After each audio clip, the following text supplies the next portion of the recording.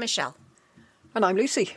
Welcome to a Cameo episode. These episodes of various lengths about people we may or may not have mentioned before will be slotted in between other episodes and may or may not fill in the gaps and enhance our understanding of the age. Possibly. And today, Sir Roland de Velville. Okay, I recognize that name. Roland de Velville, as I will now call him, rather than Roland de Velville, was born in Brittany sometime between 1471 and 1474. Okay. He came over to Milford Haven with Henry VII and his men, and was presumably at Bosworth, although he'd have been very young, maybe as young as 14, possibly up to 19, but the younger age seems more likely. So they're bringing a child to war. Awesome. Once Henry was king, Roland lived at the Palace of Westminster and went hunting and jousting and hawking with the royal falcons. And not everyone was allowed to touch the royal falcons, as we know. Yes. And presumably he'd have come across Lambert Simnel. Eventually. We see several mentions of Roland in Henry's account book. Roland. Sorry. Roland. He was given money to get the royal falconers new tunics, and I'm not sure in what capacity it was up to him to buy tunics for the falconers. Oh, maybe he was in charge of the royal falconers. There has to be somebody organizing that section. There's an organizer for everything. Yeah. And Henry gave him a horse worth £136 and 8 pence. And did Henry usually give expensive presents like that to people outside family? No. Well, the only one I could think of was he gave a gold headdress to Donna Elvira, Catherine of Aragon's duenna. Yeah. But that was to make a point to Catherine of Aragon, you know, do as the duenna tells you, because we've decided we like her. Yes. In 1489, Roland was with Sir John Cheyne's retinue in his expedition to Brittany to stop France annexing Brittany in return for the promise of a few fortresses. Sir John Cheyne, if you remember, was said to be 6'8". Right. Possible, but... Well, his thigh bone is in Salisbury Cathedral, so they've extrapolated from that. Yeah, and 5'8"? 6'8". Oh, he is actually 6'8". Oh, okay. I thought this was going to be one of those, they got a number wrong. No, okay. Yes, he was 4'2". No, he really was 6'8". Not a surprise. I mean, Edward Longshanks was well over 6 feet. So it was possible. Yeah, but 8. 6'8" is very tall. Be really hard to hide yourself in a battle. Yes, I think that was his problem. Yes, at Bosworth he was had a few problems there. They brought giants. How does Salisbury Cathedral have his thigh bone? Is he a saint? No. If I were harbouring body parts in my house, I would be certified. But Salisbury Cathedral is able to get away with waving it about, saying, "Hey, look." Yeah, but remember, people would cut up their bodies and send different pieces to different places. They would. And how many people had their hearts cut out and sent to somewhere else? Yeah. I don't want that. I want it all to stay in the same place. Okay.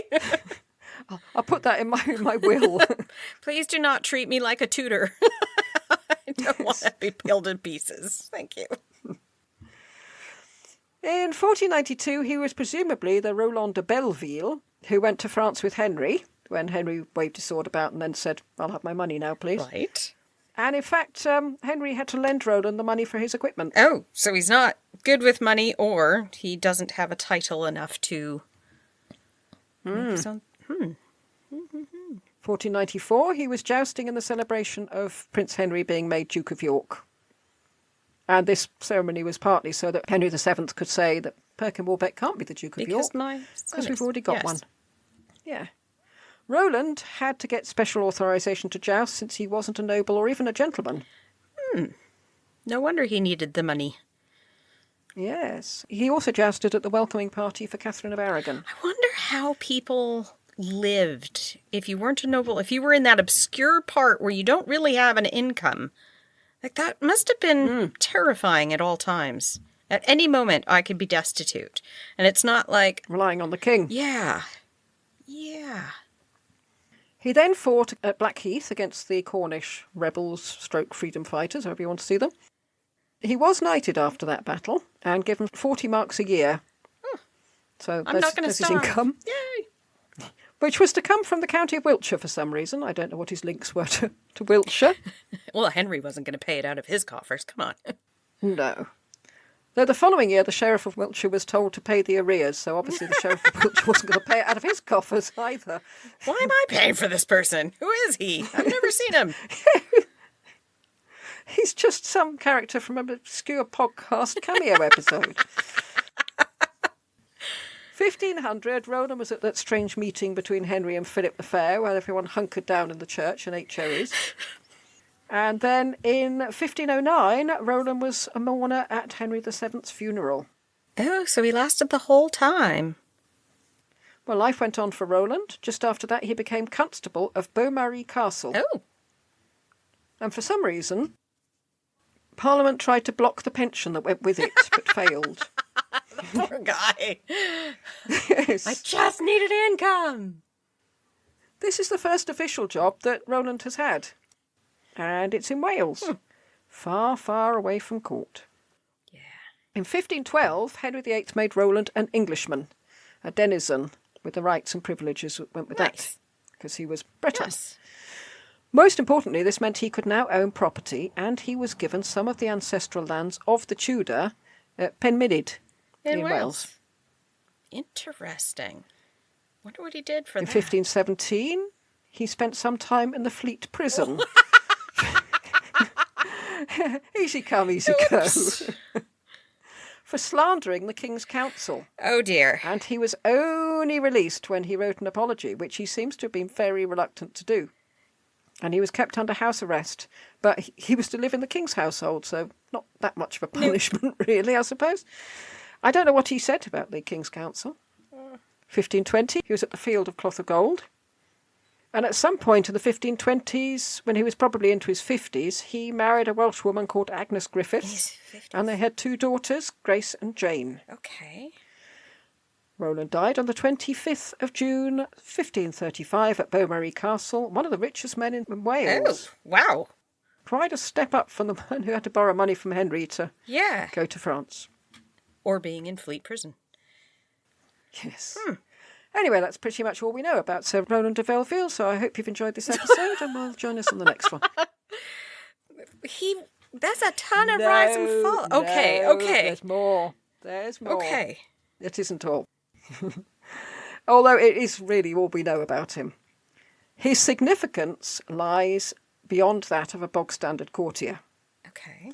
His significance lies in the fact that he may well have been Henry VII's illegitimate son. Yeah, Yes. finally. Now, in the Valentine episode, we said how uxorious Henry was. He's one of the few men we've come across who were totally faithful to their wives. But Roland's birth would have been before Henry married Elizabeth, when he was still in Brittany. Yeah. So why do we think this, and why are we not sure? Well, to answer the second question first, it's Tudoriferous. We're never sure about anything. We are unwilling to commit without firm proof. And we distrust anyone who claims to be sure. Most of our tame Henry VII historians either don't mention him or barely mention him. Okay. Thomas Penn mentions him once to say that some of Henry's jousters literally got away with murder, and he names Matthew Baker and Sir Roland de Velville. Oh no, he's bad the other guy. one. And that's why Edmund de la Pole was so incensed about having been brought to court to answer charges of murdering a commoner. Right. Look, they did They're it. not even nobles. Yeah, he's your son. Just leave it. But as with Matthew Baker, we have no information about this murder or why Roland got away with it. Oh dear. Although, yeah, if he were the king's son, Yeah. maybe we can see why he did get away with it. SB Crimes has him in a footnote. Okay. Quote, the allegation that had often been made that Sir Roland Velville, appointed Constable of Beaumaris by Henry VIII, was a bastard son of Henry VII, begotten in Brittany, appears to be untenable, unquote. Oh. But Crimes did get a bit confused about Roland. He said he was knighted at Bosworth when he'd have been about 14, so he was actually knighted after Blackheath. Okay. Crimes blamed what he called, quote, that enthusiastic but frequently inaccurate amateur historian of Anglesey, Angarad Clwyd, Oh, a different unquote, for creating the rumour in 1833. Oh. But it was already being discussed in Roland's time, or relatively soon after, long before 1833. This was written by Randall Home I, who lived in between 1570 and 1655, and who sounds much more like a CEO of an American company than someone from the Tudor era. Quote, Sir Roland Velville, or Delaville, was the natural son, as is reported, of the Duke of Brittany. Oh. But most authors are of the opinion he was the natural son of Hen, E of Richmond. He does seem to like his abbreviations. Whilst he was in Brittany and was after H7. And was Paradine. So he didn't have him until he was 7. Okay, good. Jeez. He was after H7, Henry VII. Oh, H7th, not age. Okay. No, H. Paradine makes no mention of any base son that the Duke of Brittany had. Paradine presumably is a historian of the time. And that the Duke was little, slender and black. And Sir Roland was tall, very strong and fair, much like King H8, unquote. Still not at all conclusive, but this shows it was under discussion in the 16th century. Yes. And Randall Home I wasn't saying he definitely was Henry VII's son, just that he was more likely to be his son than the Duke of Brittany's. Okay. In Bed with the Tudors by Amy Licence doesn't mention him at all, which you would think she would, given that it's partly about the illegitimate children of the Tudor family. Ralph A. Griffiths and Roger S. Thomas, in The Making of the Tudor Dynasty, mentions Roland several times. But they don't think he was Henry's son. Oh. They reckon this story came about because Roland was given some of the Tudor ancestral lands. So, although if you look in the index of The Making of the Tudor Dynasty, Roland is mentioned quite often, and I got very excited when I saw that. I thought, right, at last, lots of information. No, it's mainly just to hammer home the fact that they don't believe that it was Henry's son. And did we mention that we don't think it's Henry's son? That's not help. Griffiths thought he was just a Breton soldier who stuck to Henry, and maybe Henry took a bit of a fancy to him and kept him at court. Gladys Templey's book on Henry had no index in the Kindle edition, and life is much too short to trawl through a book looking for what might be a single mention, if any. So, don't know what she thought. Nathan Armin came up trumps with 4 pages on Roland. Okay, and is it all, this is why he cannot be his son? No. No, I was very pleased to find that in Nathan Armin's book. He said that the issue was that this rumour created a backstory for Roland's granddaughter, Catherine of Boraine. Okay. And she was much loved by Welsh poets and was known as the Mother of Wales. So we might look at her in later seasons. And so it was a romantic myth that her great-granddad had been the King of England.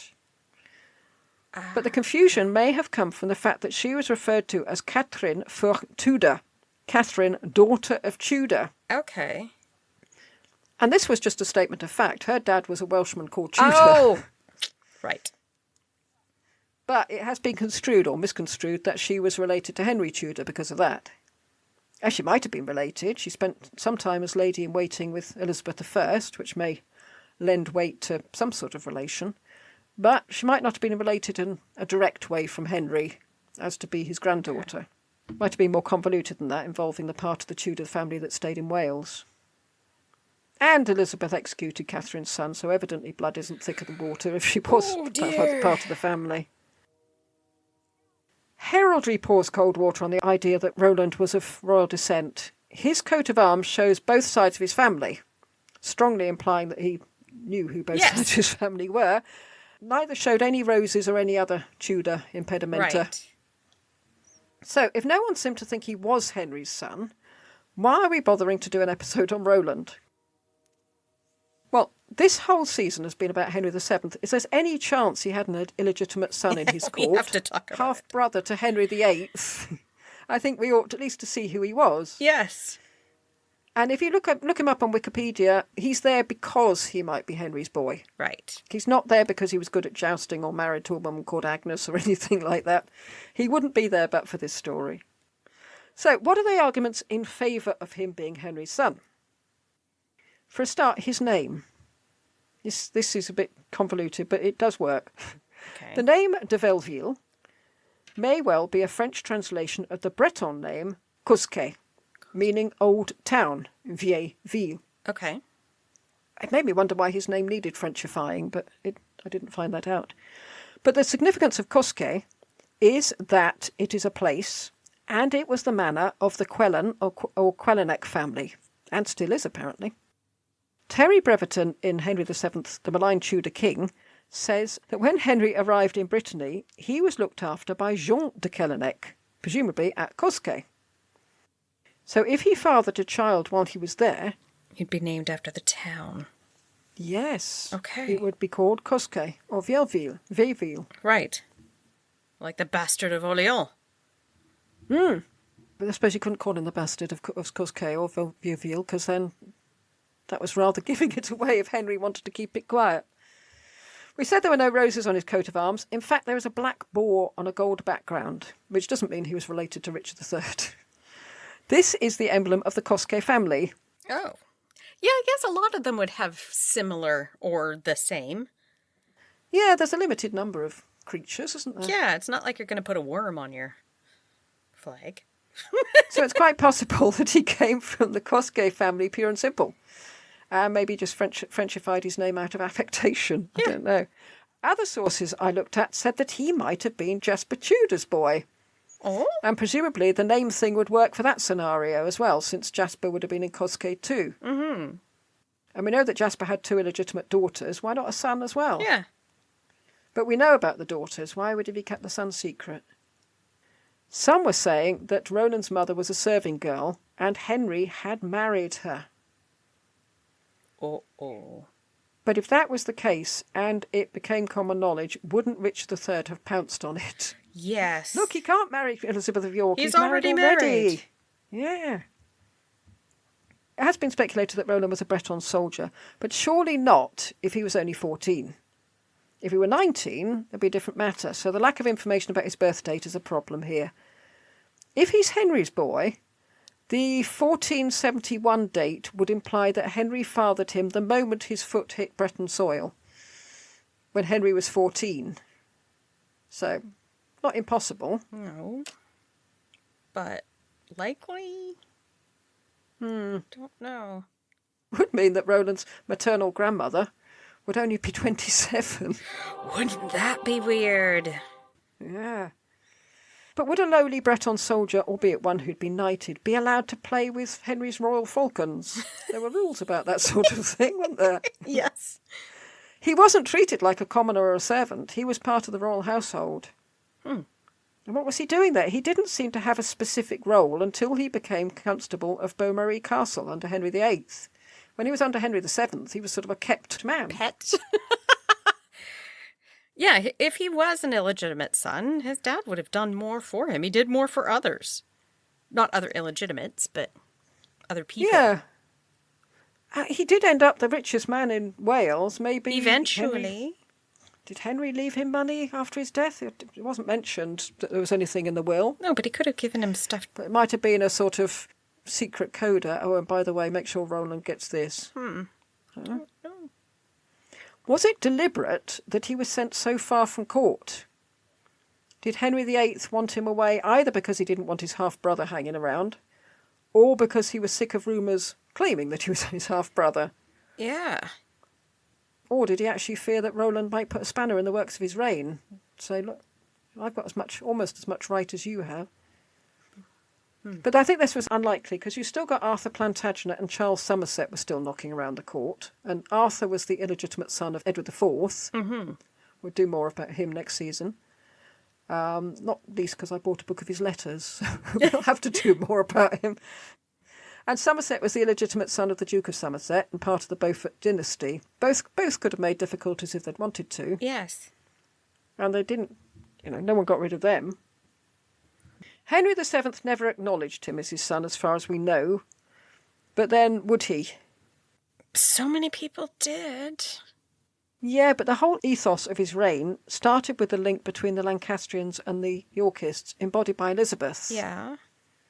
Might he not want to keep quiet about anything that might muddy The waters. the waters?